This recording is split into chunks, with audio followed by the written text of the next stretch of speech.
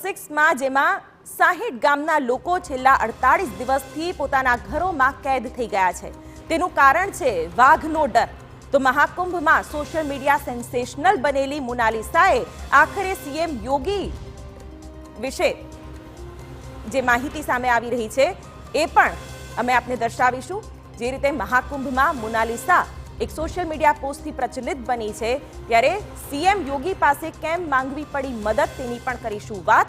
તમામ મુદ્દાઓની કરીશું છણાવટ, પરંતુ સૌથી પહેલા નજર કરીએ આજના 6 મુદ્દાઓ પર। ઉત્તર પ્રદેશની રાજધાની લખનૌના રહમાનખેડા વિસ્તારમાં વાઘનો આતંક હજારો પરિવારો માટે એક મોટી સમસ્યા બની ગયો છે। વન વિભાગની ટીમ વાઘને પકડવામાં નિષ્ફળ રહી છે અને લોકોમાં ડર ફેલાયો છે।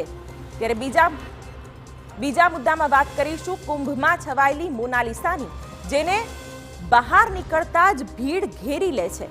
પરિવાર તેના રક્ષણ માટે ચિંતિત બન્યો છે, તો તેણી મોઢું સંતાડીને લોકોથી દૂર ભાગી રહી છે। ત્રીજા મુદ્દામાં નજર કરીશું ઝડપની મજા કેટલા માટે બની રહી છે મોતની સજા તેની।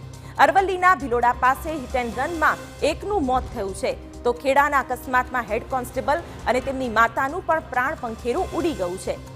ચોથા મુદ્દામાં તમને બતાવીશું ઇન્ડિયન એરફોર્સની સૂર્યકિરણ એરોબેટિક ટીમની તાકાત, જેમાં વાત વડોદરામાં એરફોર્સ સ્ટેશનમાં હોક MK-132 વિમાનો સાથે યોજાયો એર શો।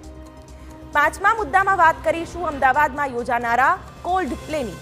મ્યુઝિક કોન્સર્ટ પાછળ આજકાલનું યુવા ધન પાગલ છે। તેની પાછળ તેઓ હજારો કે લાખો ખર્ચતા પણ વિચાર નથી કરતા, એટલે જ હવાઈ મુસાફરીના ભાવ શનિવાર અને રવિવારના 3 ગણા થઈ ગયા છે।